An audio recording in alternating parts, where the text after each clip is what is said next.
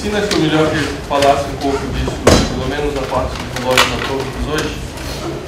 Bom, o que eu vou falar agora, toda a parte inicial aqui é de motivação, por que é importante, por que nós trabalhamos com sistemas tão complicados, tão complexos que são esses relógios atômicos, que nos leva a procurar medir tempo com tamanha resolução. E o que possibilita fazer essa medida com tamanha resolução. Então, toda essa parte inicial é dedicada a isso. Depois vai sim a uma parte dos padrões de frequência, átomos frios, como eles entram, eu vou explicar rapidamente, mesmo que amanhã volte outra vez a esse tema em um pouco mais de detalhes. Alguns relógios atuais e quais são as aplicações e implicações de termos referências tão precisas de tempo e de frequência. Aqui uma parte que eu diria que é até um pouco filosófica, mas se alguém fizer essa pergunta a si mesmo, experimentem fazer isso. O que é tempo para você? Esse extrato aqui é o significado do dicionário, é um dicionário em português, mas para a palavra tempo. Então ela quer dizer tudo isso aqui, mesmo que existam diversas variações da palavra, mas pegando só a parte inicial dessa palavra, então tem o que é tempo? É a medida da duração dos seres sujeitos a mudanças de sua substância. Existem algumas definições que são engraçadas, porque o tempo é um lapso do tempo, então o tempo ele parece ser autoconsistente, porque ele se define com relação a si mesmo. Mas é uma coisa que é difícil definir, porque ele é como nós tratamos o tempo, na verdade, como um organizador. Vou voltar a isso daqui a pouco. Aristóteles dizia que o tempo é o número do movimento. Então, e essa definição depende muito com o que você trabalha. Basicamente, nós tratamos tempo como um organizador de eventos em sequência que acontecem. Nós precisamos para isso gerar alguns elementos comuns. Nós definimos uma régua, uma escala temporal, mas se cada um tiver a sua escala, é quase como antes da definição de fusos horários na Inglaterra, todo mundo perdia o trem, porque cada cidade tinha seu próprio tempo relativo ao Sol, e cada um marcava o meio-dia relativo ao Sol. Se tivesse uma pequena distância de longitude entre uma escala e outra, o tempo já era diferente para cada uma delas e o horário marcado do trem era diferente. Então tinha alguém que saísse viajando no país de trem, se ele não acertasse o relógio localmente, ele iria perder, mesmo que ele estivesse na Inglaterra atualmente, está dentro de um mesmo fuso horário. Mas antes de definir isso era bem complexo. Então precisamos de alguma coisa que defina essa escala de tempo.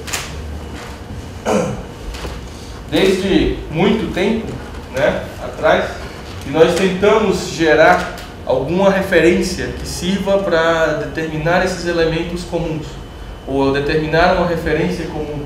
Então aqui tem uma série, os próximos slides são uma série de possíveis relógios, possíveis marcadores de tempo, para que nós possamos usá-los como organizadores. Então, com relógios de sol, relógios de água, então baseados no fluxo de água, por esse fluxo e a diminuição da quantidade de água de um reservatório marcaria o tempo. Um relógio de vela, como os romanos utilizavam, relógios de areia também.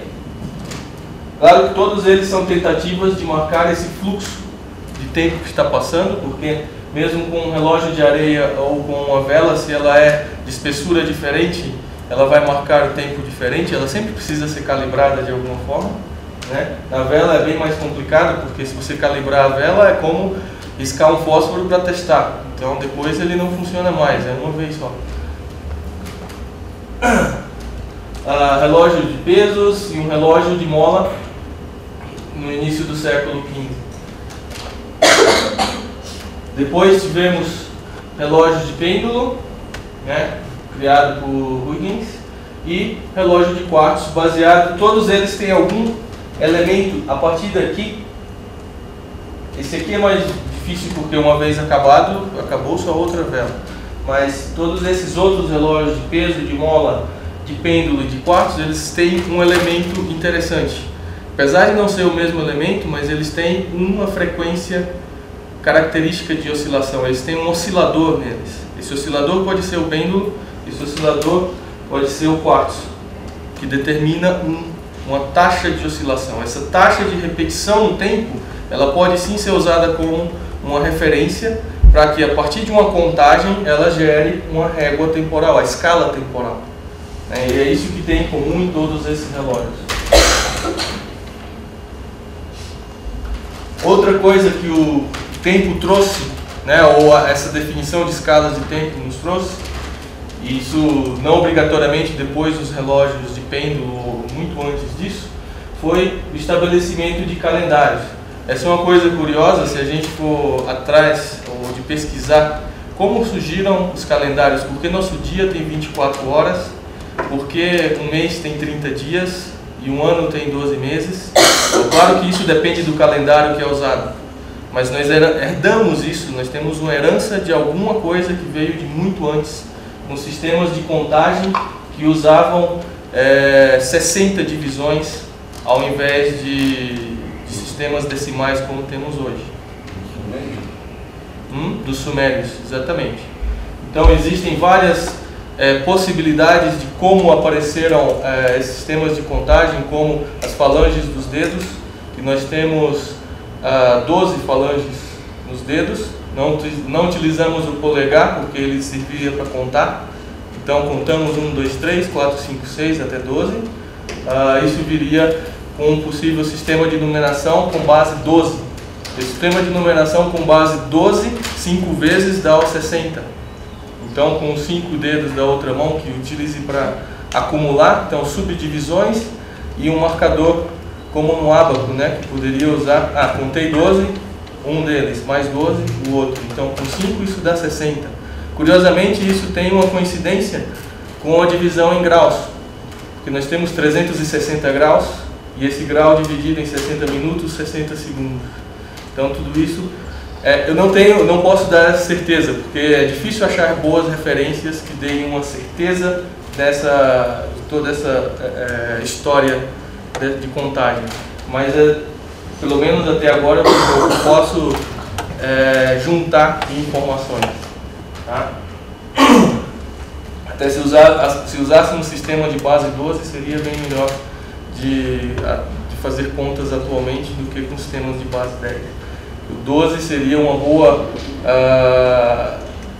não daria um sistema binário, mas mesmo assim você faz contas com muito mais capacidade do que com base 10.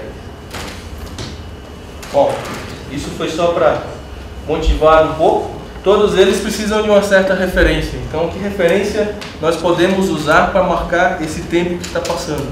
Eu quero ter alguma referência. No passado recente, já nessa nossa época, nós tentamos definir, vários países tentaram definir como marcação para o tempo, uma referência para o tempo, o dia solar médio. Bom, nada mais justo do que medir o ápice do Sol passando durante o dia e fazer essa medida, dizer isso tem 24 horas, então eu marco bem, eu tenho uma boa referência. Se eu divido isso por 86.400, eu vou ter 1 segundo. Então isso seria fantástico se essa referência não variasse durante o ano. Nosso dia ele varia de quase 15 minutos para mais e para menos durante todo o ano. Nós temos essa diferença do dia solar médio. Nós não percebemos muito, porque mesmo nos picos, isso não faz tanta diferença de olhar para o Sol e ver que ele não está no ápice quando o nosso relógio marca meio-dia. Tá? Mas para diversas aplicações, você precise dessa referência, essa não é uma boa referência. Então, mesmo tendo sido definida ou sabendo-se qual que é essa variação, melhor optar por não utilizá-la. Depois, uma outra referência proposta foi utilizar dados astronômicos. A pulsação de corpos celestes chamados pulsares e quasares, que definem taxas de kHz de alguma não chega a dezenas de kHz, mas definem taxas de pulsação de kHz de frequência, poderiam ser são utilizados até hoje como referências super precisas. Essas não poderiam ou não podem ser usadas como a referência primária, porque ela necessita de uma observação para ser feita. Então, é parecido com o que acontece aqui nessa pequena anedota aqui embaixo, que tem alguém aqui, chega para uma placa que sabe que a maré está cheia às 6 horas. Então uma segunda pessoa chega e pergunta que horas são, e essa pessoa fica, não responde, até que a maré enche e ele fala, são 6h30. Porque ele precisou da maré cheia para poder responder. Então é quase que a mesma coisa para os dados astronômicos. Nós precisamos de boas condições de observação. Então mesmo em bons observatórios, nem sempre temos essas boas condições. O que não se pode é ter uma referência em que nós somos reféns dessa observação externa. Então uma tentativa o que nós dissemos é internalizar a medida. Então deixar essa medida para ser feita em laboratório ou em algum dispositivo que seja capaz de ser transportado ou reprodutível. A primeira tentativa foi utilizar cristal de quartzo. Então, excelentes cristais, bons cristais de quartzo, eles podem reproduzir muito bem a mesma frequência. Todo mundo vai comprar um computador e quer saber quanto de clock ele tem, não é? Você quer saber se ele é de 3 GHz, se ele é de 2.33 ou 2.39, você quer comparar uma frequência com outra. Mesmo assim, essa frequência do quartzo, ela não é tão reprodutível assim. Ela pode ser reprodutível e suficiente para computadores, para definir esses clocks, para relógios de pulso e para diversas aplicações, mas o cristal de quartzo usado como oscilador de referência, ele tem uma pequena deriva, uma pequena variação, drift de frequência com o passar do tempo, porque não só por imperfeições do cristal, mas quando você faz contatos elétricos com o quartzo, há uma migração de portadores, há uma difusão desses contatos para o quartzo. Isso vai alterando as características do material. Então a frequência dele vai mudando com o passar do tempo. Então a própria referência de frequência iria sendo modificada. Então, rapidamente, em poucos anos, foi definida utilizar-se cristais de quartzo como referência, já foi abandonada a ideia por causa de todas essas implicações.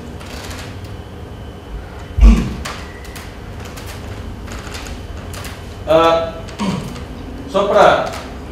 Aqui na verdade tem uma transparência um pouco fora de lugar, mas antes que eu chegue no porquê, quem definiu, quem poderia definir essas referências de tempo, desde maio de 1875, foi feita uma convenção chamada Convenção do Metro, foi estabelecido um comitê ou uma agência internacional que deveria definir quais seriam os padrões a serem utilizados e quais formas de medida que seriam feitas nesses padrões. Então esse é o chamado BIPM, né, o Bureau Internacional de Pesos e Medidas. Em 1960, o BIPM resolveu adotar um sistema internacional de unidades. Esse sistema internacional de unidades, ele tem unidades métricas, elétricas, fotométricas. Ele se baseia em 7 unidades de base e em várias unidades derivadas dessas unidades de base para definir unidades que possam nos nortear para fazer diversas, não só transações comerciais, mas referenciar medidas ou colocar medidas em papel de modo que outra pessoa seja capaz de ler, compreender e comparar medidas diferentes. É necessário que a gente tenha essas unidades em comum. Então, atualmente é chamado de SI, inicialmente era chamado de MKS, né, metro quilograma segundo, o sistema a ser usado, diferente de CGS, de outros sistemas que ainda hoje são usados, apesar de não serem dos países que usam, estarem dispostos a não usá-los, já aderirem à nomenclatura do SI. Mas quem experimentar comprar alguma coisa dos Estados Unidos que não seja em polegada, tem que comprar numa categoria especial. Então, se quiser algo medido em metro ou milímetro, tem que botar um barra M para que ele seja entendido que você não quer comprar em polegadas. Então, o SI, ele tem essas 7 unidades que eu estava falando. Aqui tem só uma forma simplificada dele de como obter, através de combinação das unidades de base, outras unidades derivadas como energia, força, potência. E o que é importante aqui, bom, uma das unidades de base é o tempo. Apesar, ainda não dissemos ou não definimos exatamente como ele é definido, né? Não chegamos ainda a fundo nessa questão. Mas o tempo já era considerado como uma unidade de base independente de outras unidades. Tá? Depois, em 1964, com toda essa controvérsia com relação a cristais de quartzo, dia solar médio não dá certo, dados astronômicos, tudo bem, podemos usá-los, mas enquanto não há algo melhor. Então, em 1964, numa reunião de um comitê chamado Comitê Consultivo de Tempo e Frequência, um comitê específico para a área de tempo e frequência, ficou definido que poderia se usar, ou vamos tentar, uma nova definição. Essa nova definição seria baseada numa transição atômica. Já vou entrar nos detalhes. Por que vamos tentar? Ninguém define sem ter... Apesar de existirem na época, já existirem diversos experimentos que indicavam que seria uma boa referência a transição atômica, mas ninguém havia estabelecido um padrão ou uma referência de frequência usando um átomo. É uma coisa diferente você ter um experimento de laboratório que faz medidas de transições atômicas, fazer espectroscopia, e a outra é dizer, agora eu quero um aparato, um equipamento que sirva de referência. Isso é bem diferente. Tá? Então, em 64 foi definido isso, que seria tentado, e 2 laboratórios, um na Inglaterra e um nos Estados Unidos, né? O NPL na Inglaterra e o NIST nos Estados Unidos, na época NBS, eles começaram a desenvolver o sistema experimental de medida da transição atômica de um átomo específico. Era o átomo de Césio 133. Tá? Já haviam experimentos desde 1955, então só depois, em 64, quase 10 anos depois, é que vamos tentar, então já temos condições de dizer, isso pode ser um bom candidato. E depois de 3 anos, em 67, é que o laboratório no NPL conseguiu manter um padrão, um experimento, funcionando sem interrupção durante um ano. Porque isso já é uma coisa necessária para uma referência. Como que eu posso ligar um relógio ou um padrão de frequência e daqui a algumas horas ele parar? Então eu perdi minha referência? Não pode. Então tem que ser alguma coisa que seja confiável, né? Então, reliable em inglês. Então em 67, depois de ter funcionado durante um ano o padrão, é que em outra reunião, aí sim ficou definido que o segundo seria a duração relativa à duração de tantos períodos, mas a uma frequência, né? 9 GHz, 9.192, 631, 770, da transição de 2 níveis hiperfinos do estado fundamental do Césio 133. No fim, passando para cá, temos 2 níveis atômicos. A diferença de energia entre os 2 níveis atômicos são diretamente relacionada a uma frequência, e a constante de relação entre elas é a constante de Planck. Então essa diferença de energia é a constante de Planck vezes essa frequência. Tá? Então, especificamente para o Césio, ela é de 9.2 GHz aproximadamente. Tá? Algumas características desse padrão de Césio são o seguinte: ele é um padrão passivo, ele não gera, como um laser, ele não gera radiação, ele não gera essa frequência. São os níveis que estão lá, você precisa excitar os níveis como técnica de fluorescência, então de espectroscopia. Eu preciso excitar esses níveis atômicos. Então, por isso que ele é chamado de padrão passivo. Essa frequência de transição ela está na banda X, que é uma banda específica do espectro de micro-ondas, de 8 a 12 GHz. Então ela é de 9.2 GHz. E os métodos usados de espectroscopia são métodos de espectroscopia de microondas, de ressonância magnética nuclear. Os mesmos métodos são usados hoje em tomógrafos de ressonância magnética nuclear. A referência atômica pode ser vista de uma forma bem simples, né? Como é simples quando a gente quer que pareça simples. Então, aqui tem um sistema atômico. Eu preciso de alguma coisa que gere 9.2 GHz, que vai, já que ele é passivo, nós chamamos de oscilador local ou oscilador de interrogação. Essa é a frequência de interrogação. O átomo vai ser interrogado. Depois, se o átomo que está sendo interrogado responde, quer dizer que nós estamos fornecendo a frequência correta para ele.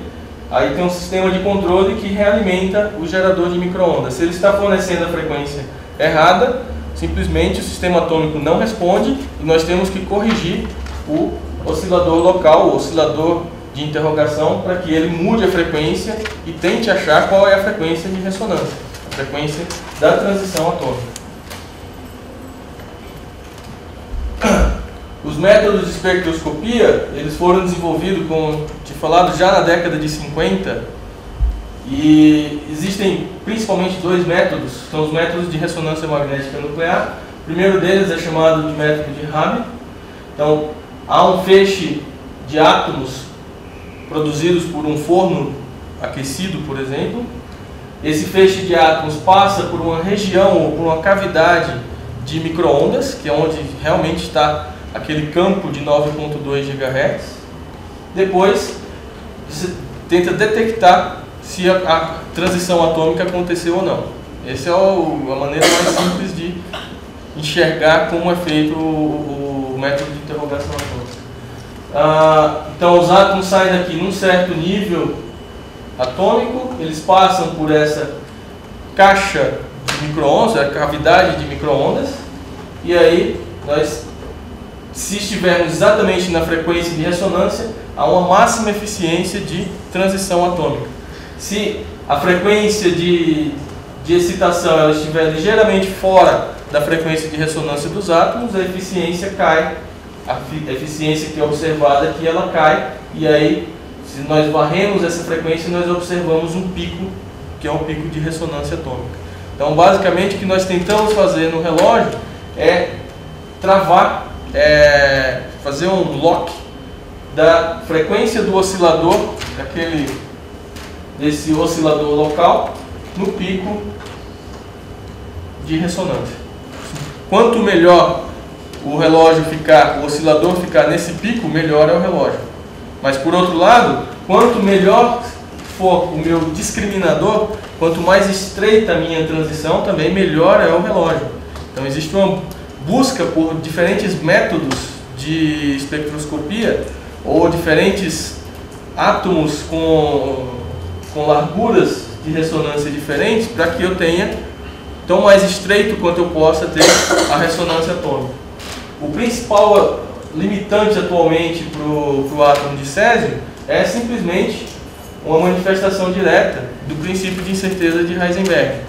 Então, quanto mais tempo eu passo fazendo a excitação dos átomos, porque a excitação dos átomos é assim, ele está preparado no nível atômico, ele passa por uma região de interação com esse campo de microondas. Lá dentro, nós não sabemos se o átomo transitou ou não para o outro nível, né? Quem já ouviu falar do gato de Schrödinger sabe do que eu estou falando. Então, nós não sabemos se o gato morreu ou não. Então, lá dentro daquela região da cavidade de microondas, ele está lá naquele estado de superposição de estados. Só quando nós fazemos a medida do outro lado é que nós projetamos os estados atômicos e aí sabemos em que estado o átomo se encontra. O gato, se está vivo ou se está morto. Tá? Por que ele é uma manifestação desse princípio de incerteza? Se eu tenho um tempo muito curto de interação do sistema atômico com o campo de microondas, esse espectro é muito largo. Então, se o meu ΔT é muito pequeno, o meu ΔE de energia é muito grande. Se eu passo mais tempo na interação do sistema atômico com campo de micro-ondas, então meu ΔT é muito grande, eu consigo então observar um ΔE, que aí se reflete diretamente na frequência, bem estreito. Então meu discriminador de frequência ele melhora muito.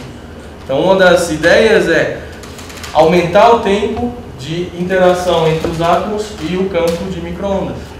Por isso vem disso a ideia de aumentar a cavidade de micro-ondas, ou aumentar o tempo, ou diminuir a velocidade dos átomos, fazer alguma coisa para que esses átomos passem mais tempo interagindo com o campo, para que o gato fique mais tempo dentro da caixa, basicamente. Tá? Fazer isso com uma cavidade apenas é bem complexo, porque quando aumentamos muito a cavidade de micro-ondas, nós precisamos manter apenas uma transição. Nós não podemos fazer com que se o átomo ficar muito tempo dentro da cavidade e ela tiver muita potência, o átomo passa para o outro estado e depois volta. Depois vai de novo, depois volta. Então ele fica nesse ciclo de oscilações. O ideal é que nós façamos apenas um meio ciclo de oscilação. Tá? E para fazer isso nós precisaríamos reduzir a potência do sinal de micro-ondas. Ela já é de microwatts. Se eu aumentar muito o tamanho da cavidade de micro-ondas, vai para nanowatts, picowatts. É muito difícil. Quem mexe com micro-ondas ou quem mexe com eletrônica sabe controlar a potência em níveis de nanowatts ou picowatts. Já vai ser uma eletrônica de baixíssimo ruído. Imagina isso em micro-ondas para controlar homogeneidade de campos, que é um campo que não fique variando de amplitude no caminho do átomo. Então isso é mais complexo ainda. Então, na época, na década de 50, já se imaginava que não se conseguiria de maneira alguma melhorar essa resolução. Já estava tudo feito, até com uma frase do Rabi, né, Isidor Rabi. Só que ele falou isso para o aluno dele, que era o Ramsey, e o Ramsey não acreditou, que já estava tudo bem, já estava tudo dominado. Então o Ramsey, na década de 60, ele era aluno do Rabi, e ele criou um novo método de interrogação atômica, que é baseado no método do orientador dele, mas que faz uma pequena modificação. Ao invés de ter uma só região, uma só cavidade, ele dividiu em duas, separadas espacialmente. No meio dessas duas cavidades, não há nada, não há campo de micro-ondas.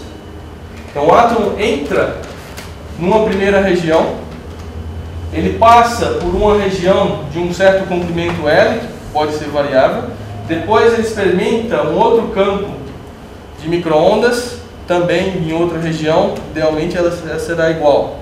Tá?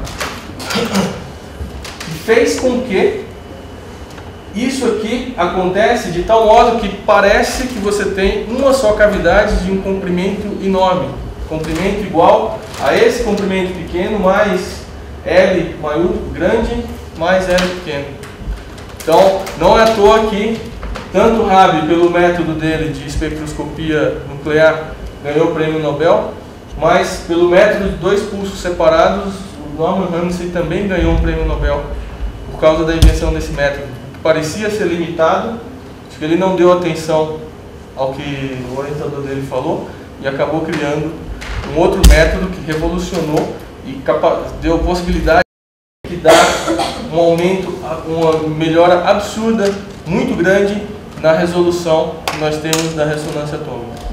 Tá? Simplesmente porque foram duas cavidades separadas, duas cavidades de micro-ondas separadas.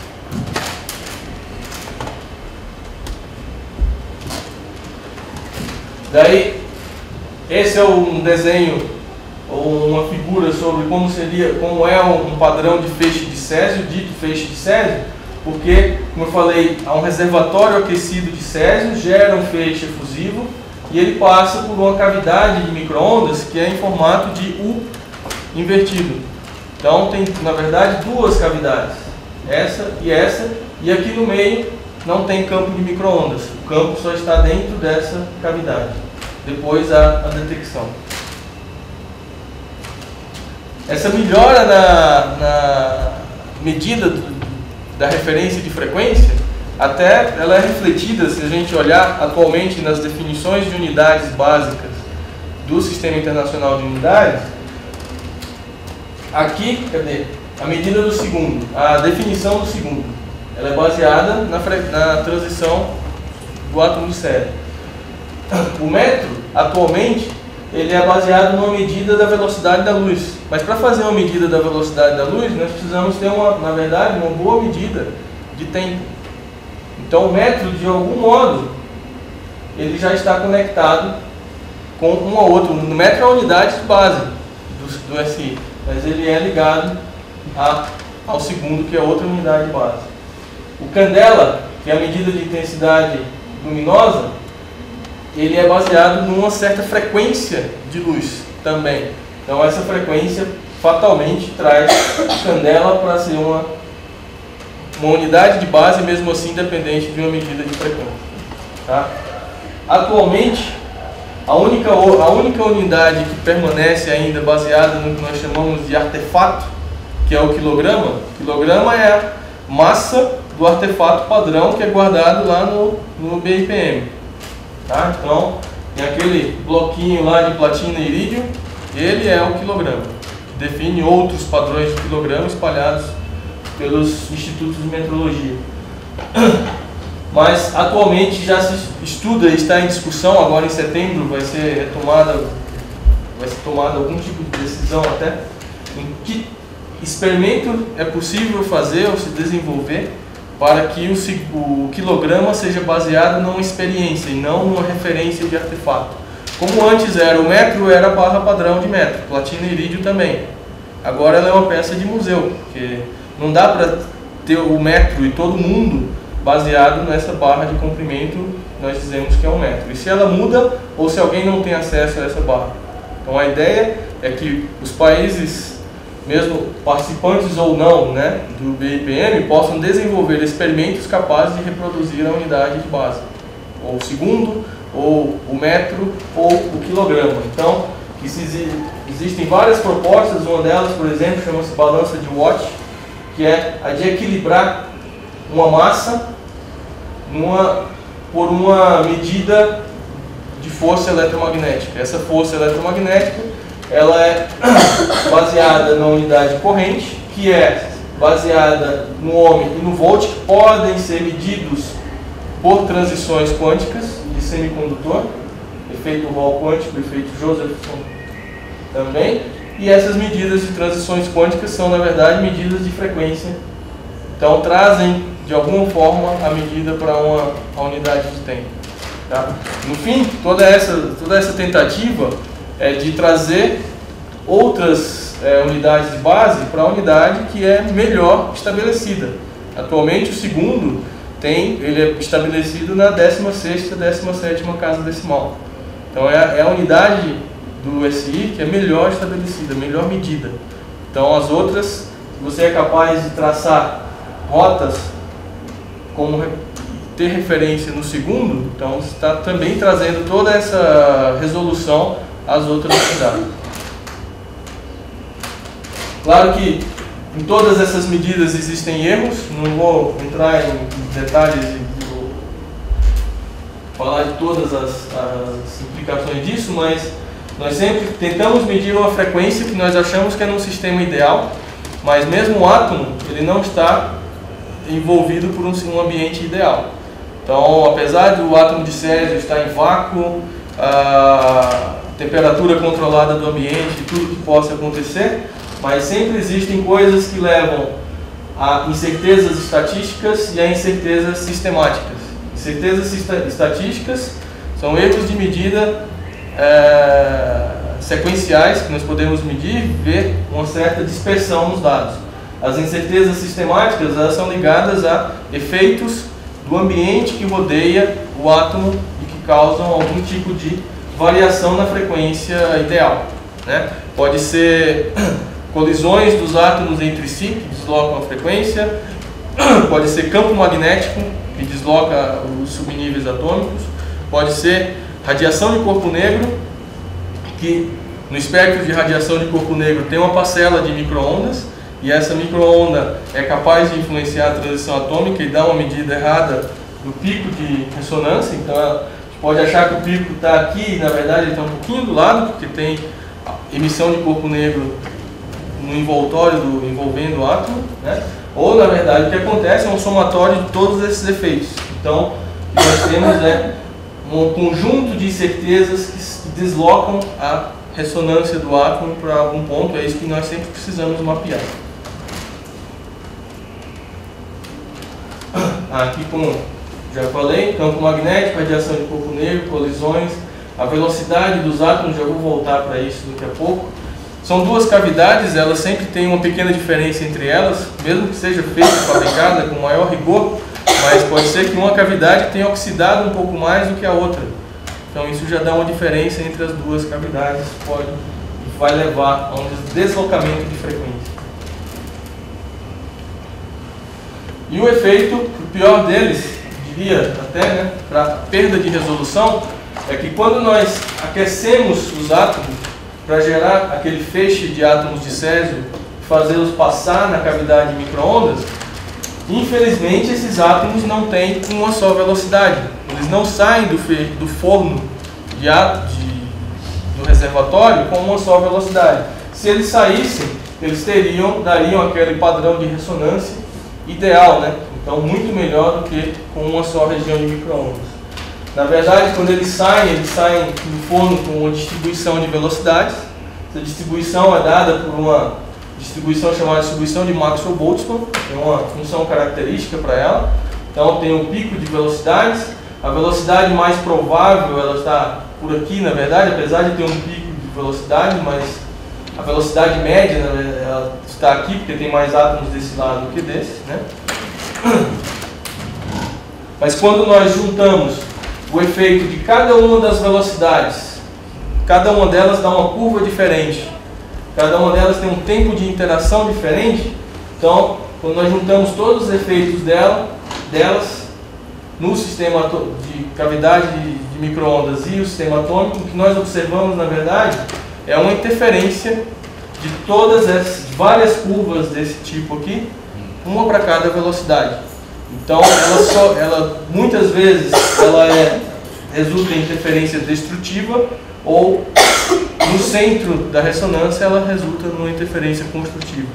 O que acontece é que um pouco já fora desse pico de ressonância, essas interferências destrutivas fazem com que a gente veja um alargamento da ressonância.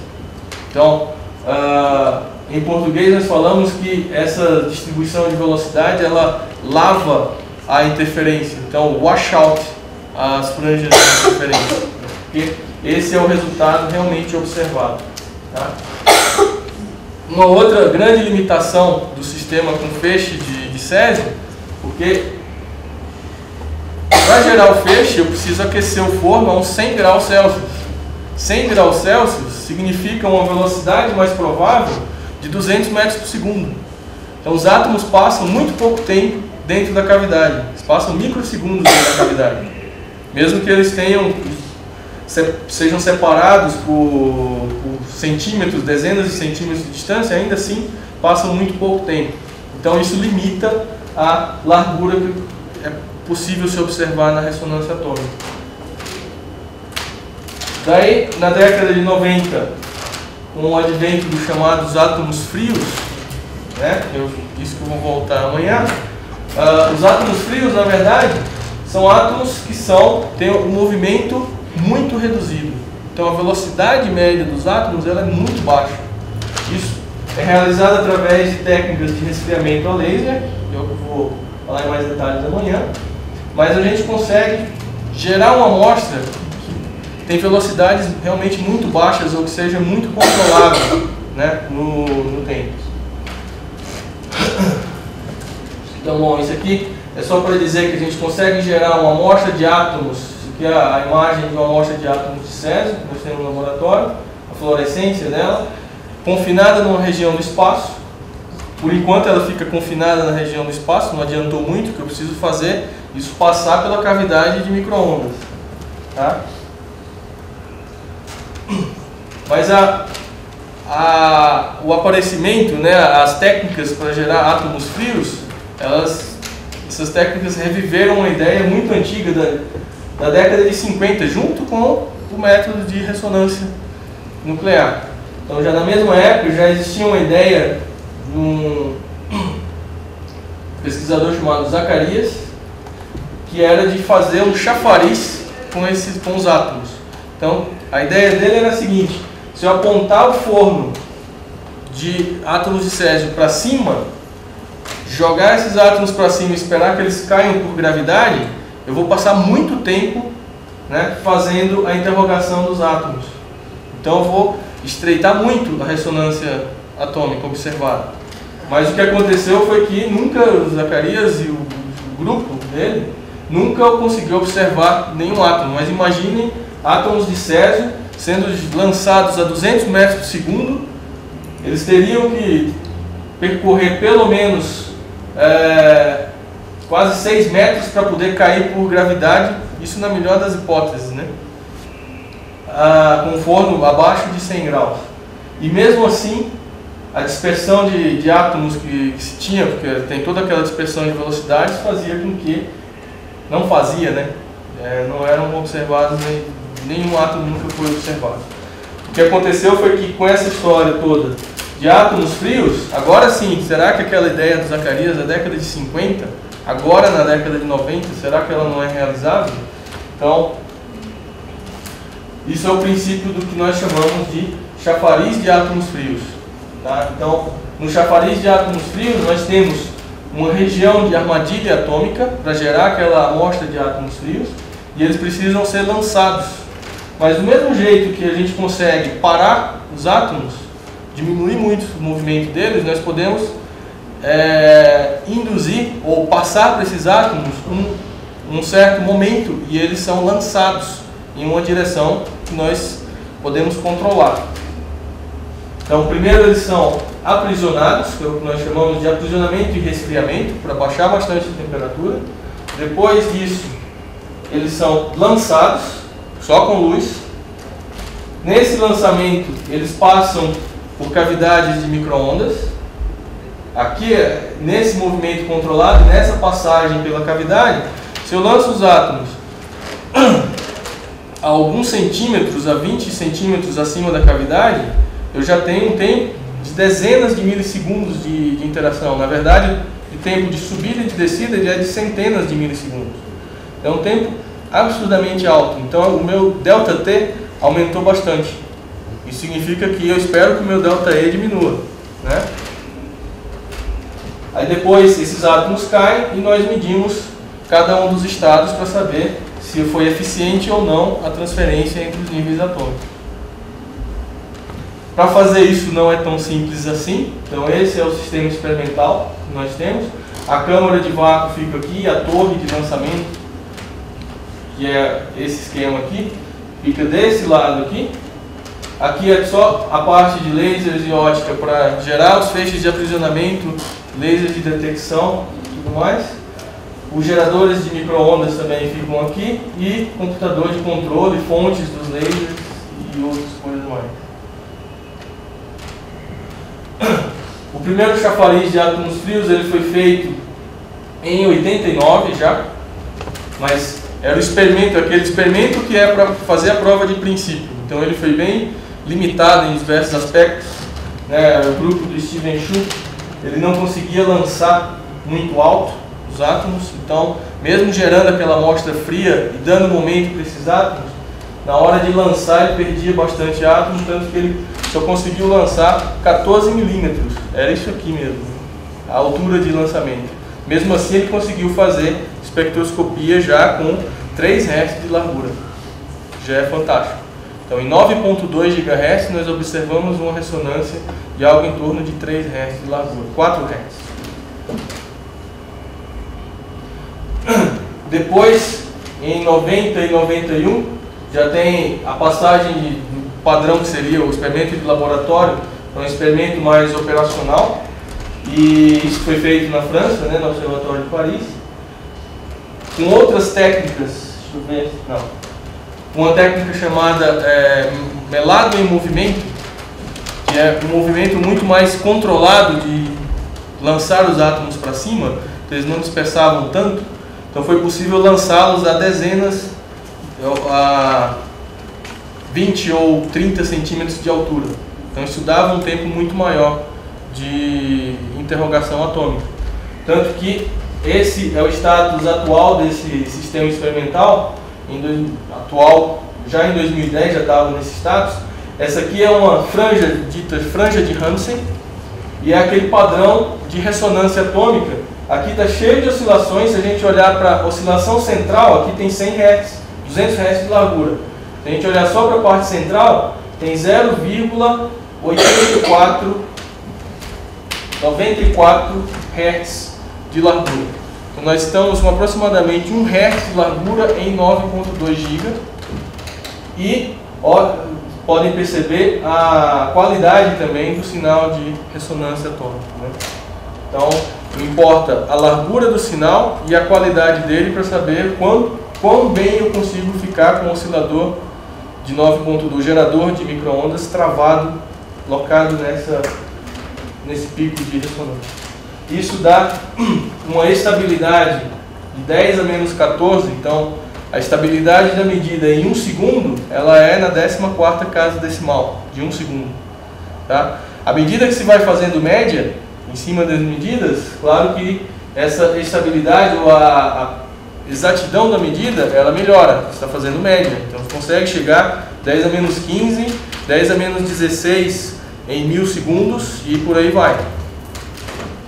A acurácia, a exatidão da medida, ela é de 10 a menos 16, então é o segundo medido na 16ª casa decimal de exatidão. O que tem de relógios, né? Só para a gente tentar concluir indo rápido, mas na atualidade o que se tem observado no mundo é que tenta-se obter cada vez mais chafarizes, atomic fountains operacionais, não como experimento de laboratório, mas sim como um padrão que fica constantemente ligado, sem parar. Isso é uma coisa altamente difícil de conseguir, porque imagina um laboratório de espectroscopia, mas que você não pode desligar os lasers e ele tem que ficar ligado para manter o nosso computador sem travar de um dia para o outro, já é difícil. Imagine um laboratório inteiro. Então, os chafarizes operacionais atualmente que contribuem para a escala de tempo, só existem 13 no mundo inteiro e apenas 5 países fazem essa contribuição, né? Mas existe a necessidade de gerar cada vez mais, essa nossa busca também, de ter mais né, chafariz operacional. Relógios mais compactos, porque aí, no chafariz, vocês viram o tamanho dele, é uma sala inteira. Então, como que eu faço para colocar isso num navio, num submarino? Os padrões de Césio de feixe existem, eles têm 50 por 50 centímetros de dimensões, uns 30 centímetros de altura. Então, isso vai em um submarino, até em um avião, não é à toa que vão 2 em satélites do sistema GPS, né? 2 padrões de Césio. Então, os relógios mais compactos, a ideia é de ter relógios que nós chamamos são os embedded clocks, relógios embarcáveis. Eles podem ir em algum veículo, eles são autônomos, funcionam por bastante tempo sem precisar de conexão de tomada fixa, né? E a tentativa também de se obter frequências mais altas, porque eu tenho 9.2 GHz. Claro que se eu tiver 10 elevado a 10, que é aproximadamente isso, se eu tiver 10 elevado a 10 na 4ª casa decimal, eu já estou em 10 a 14. Né? Então, 1 segundo na 14ª casa decimal. Então, se eu passo para frequências mais altas, como nós vamos ver, para frequências óticas, eu tenho 10 a 15. 10 a 15, eu não preciso nem ter uma casa decimal, já estou em 10 a 16 de 1 segundo. Tem todas as implicações disso, mas essa é a ideia de ter frequências mais altas. Tá? Então, nessas frequências mais altas, são chamados padrões óticos, ou por íon, ou com átomos neutros usando redes óticas, que aprisionam átomos neutros em determinados sítios. E, atualmente, a estabilidade medida de um relógio óptico é de 10 a menos 17 em 1 segundo, com a exatidão, e aqui está 10 a menos 16, mas a última medida é de 10 a menos 18, é só de um relógio do NIST, de íon de alumínio, tem 10 a menos 18, é o único que consegue fazer isso. E o problema da estabilidade é que ela é 10 a menos 17 em 1 segundo, mas ela, a medida do padrão de Césio, à medida que a gente faz médias, ela melhora. Num padrão óptico, isso é verdade até 100 segundos. Depois ela não melhora tanto e ela fica num certo patamar de estabilidade. Então, uma das buscas ainda é de conseguir com que essa estabilidade evolua mais, né? Não que isso seja tão importante para o que a gente faz de medida no cotidiano, mas para diversos experimentos de física fundamental, para referências, essas referências super precisas, quanto mais melhor. Tá? Os relógios mais compactos, eles têm, claro que a gente perde alguma coisa quando compacta, então você joga um pouco com o custo-benefício dessa compactação. Atualmente, estabilidades de relógios na escala de chips, relógios muito pequenos. Esse aqui é um relógio do NIST, e aqui é comparado com grãos de arroz. A câmara, a célula do relógio está aqui no meio, são átomos de rubídio. Então, tem um laser de excitação, polarizadores aqui, a célula de rubídio e o detetor em cima. Esse é o tamanho da célula. Tá? Mas ele é limitado em 10 a menos 11, porque a largura de sinal que se observa é muito grande. E esse é um do observatório naval, que também é a mesma ideia daqui de compactação. Essa é uma linha de relógios compactos, mas em escala de miniatura. Outra possibilidade de relógios compactos são relógios transportáveis, mas não tão pequenos assim. Eles não são como chafarizes, mas também não são como chips. E aí tem uma linha de relógios que usa átomos frios. Esse é um dos projetos que chama Horace. Não lembro exatamente o nome da sigla, mas é um projeto francês. Ainda é um sistema que cabe numa mesa ótica, mas uma mesa pequena. Então ele é possível fazer uma compactação, né? E nós temos a nossa versão no laboratório, que chamamos de TAC, e ele é também compactável para ficar numa mesa. A nossa ideia é que isso caiba realmente numa caixa como as dos relógios comerciais de 50 por 50 centímetros. Tá?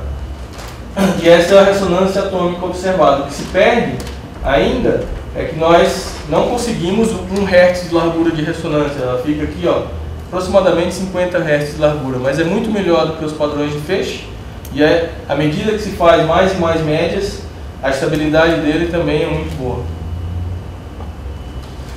Aqui tem uma série de possíveis relógios, todos baseados em transições quânticas. Aí tem uma divisão, né, entre padrões de micro-ondas e padrões óticos.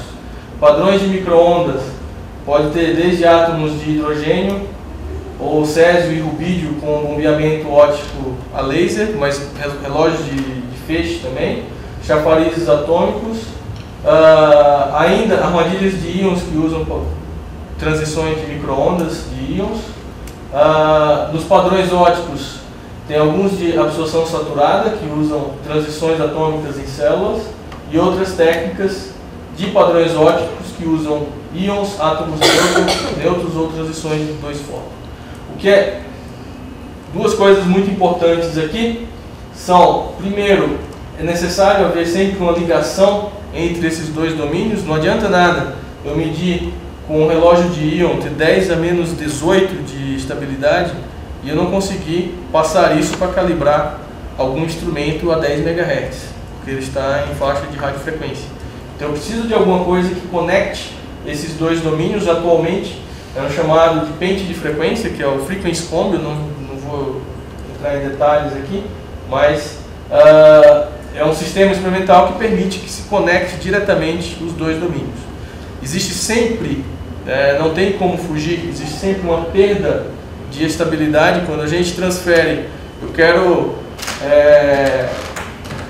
referenciar um oscilador de 100 MHz a um de 10 MHz, por melhor que seja o oscilador de 10 MHz, eu perco um pouco quando eu transfiro isso para 100 MHz. E o contrário também acontece, porque cabo adiciona um pouco de ruído, tudo que adiciona um pouco de ruído faz com que haja uma degradação na capacidade que se tem aqui. Por mais que a gente observe muito bem as transições atômicas, sempre que há uma transferência a uma pequena degradação. Tá? E a outra coisa aqui é a busca constante. Não é qualquer transição atômica que serve para se definir um relógio atômico. Então há sempre uma busca por melhores, chamadas de transições relógio. A transição do Césio é uma ótima transição relógio. Existe uma transição, mas uma delas. Existem várias outras transições do Césio que não são boas como transições relógio. Por quê? Não adianta eu passar segundos fazendo a interrogação entre dois níveis do átomo, se o tempo de vida do estado excitado do átomo cai com nanosegundos. Então eu excito, espero vários segundos depois, seria um tempo muito bom de observação, mas o próprio átomo já tem o decaimento espontâneo, né? Uma emissão espontânea, e ele já decai, e aí ele não serve como relógio. Ele precisa ter uma transição com um tempo de vida muito grande. Essa é a constante busca, mesmo nos padrões de íons e mesmo de átomos neutros, de transições candidatas, boas candidatas a transições relógio. Essa aqui é só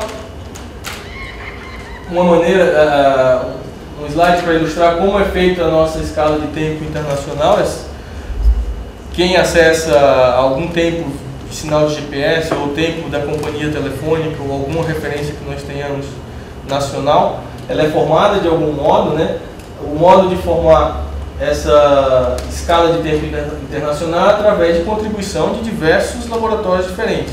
Mas como que eu posso ligar todos esses laboratórios? A maneira mais difundida atualmente é através de links de satélite, usando constelação de satélites do sistema GPS, Sistema de Posicionamento Global. Então todos os laboratórios que podem contribuir, que tenham mesmo relógios comerciais ou institutos de metrologia que podem contribuir, eles têm seu padrão local, e aí eles medem a diferença do padrão local, do padrão de frequência local, com o sinal que eles recebem de GPS, reportam isso ao BIPM, e aí o BIPM faz a correção do tempo que é difundido para o GPS. Isso é feito de uma maneira ponderada, né?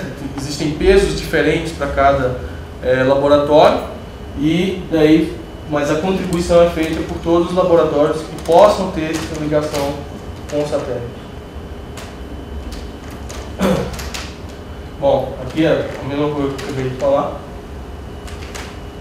Atualmente também existe um programa, né, o outro programa americano foi abandonado, mas existe um programa europeu que é o de relógios atômicos no espaço, para melhorar mais ainda, aumentar mais ainda o tempo de interação dos átomos com o campo de micro-ondas, que aí estaria se operando no ambiente de microgravidade. E dentre vários objetivos, né, os maiores são as medidas de variação de constantes fundamentais. Dariam uma ideia de como se dá realmente a expansão do universo, se a constante de estrutura fina, por exemplo, alfa, ela mudar no tempo. A constante de Planck é realmente a mesma com o passar do tempo. O que se descobriu até hoje é que nenhuma das medidas é capaz de prever qualquer variação de alfa, por exemplo, a constante de estrutura fina, maior que 10 a menos 17. Então, se ela varia, ela é menor que isso, por causa de medidas feitas com relógios atômicos. Aqui é um exemplo dela. Tá? Medidas que começaram em 95, esse aqui tem um ponto em 2003, mas já existem outros pontos em 2007, 2009, 2011, que mostram que a variação, se ela existir, ela é menor do que 10 a menos 17. E as medidas constantes mostram que não é possível ainda observar nenhuma variação. Tá? Claro que uma das tentativas é aumentar a resolução dos relógios para ver, aí sim, se conseguimos enxergar ou não. Né? Existem previsões, mas ainda não é possível medir. Medidas de efeitos gravitacionais, potenciais gravitacionais ou ondas de gravidade, também podem ser feitas através de relógios mais precisos. Testes de relatividade especial, mais precisos também. Aqui é um desenho da estação espacial, e bem aqui nesse bloquinho é que estaria um conjunto de relógios atômicos, um relógio parecido com um chafariz de átomos frios, mas não pode ser um chafariz porque não tem gravidade, ou é microgravidade, então não dá para esperar tanto tempo para os átomos voltarem, e por causa da movimentação da estação espacial, essa microgravidade muda de direção. Então, é um outro tipo de experimento que é com um relógio de feixe, mas que lança pequenas bolinhas de átomos frios que passam na cavidade. Um meio de hidrogênio e ainda um outro padrão que eu não lembro o que é.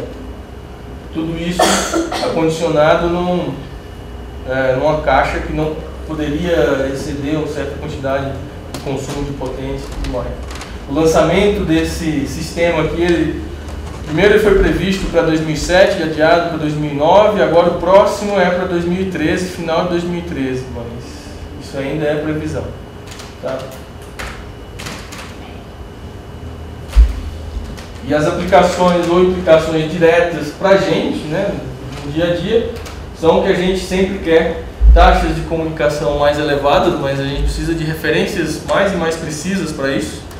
Não adianta eu querer gigahertz ou dezenas de gigahertz de taxa de comunicação se a taxa de erros também aumentar bastante, porque os dois relógios que estão em lugares diferentes, eles não concordam entre si com um certo nível de confiabilidade. Então, ao enviar informações, há erros nessa transmissão por causa dessa diferença de frequência. Então, para aumentar a taxa de comunicação, é preciso ter relógios mais e mais precisos. E sistemas mais confiáveis, por exemplo, sistemas de navegação. Nós sabemos que o GPS ele pode ter uma diluição de sinal inserida que dá uma incerteza de até 300 metros. Numa ausência dessa diluição de sinal, nós podemos ter uma certeza de cerca de 30 metros de posição de GPS. Com relógios, se o receptor de GPS ele pudesse ser ligado a um relógio atômico, essa incerteza cai para menos de 1 metro. E dependendo da qualidade do relógio, você pode perceber o ruído de movimentação da antena por causa de vibração, de vento e coisas do gênero. Então seria de milímetros de resolução a capacidade de localização. Então isso daria sistemas mais confiáveis também. Tá? Bom, o sea que os gringos poderiam matar a alguém desde arriba no satélite. Talvez. Aqui tem, estava falando, sistemas de posicionamento muito precisos, né? Mesmo GPS. Sistema GLONASS, que é o sistema russo, que ficou desativado durante bastante tempo e agora está sendo reativado, mesmo com o lançamento de novos satélites. Galileu, que é o sistema europeu.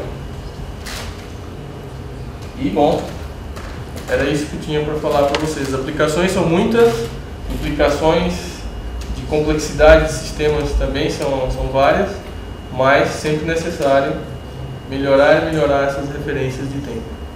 Muito obrigado. Graças.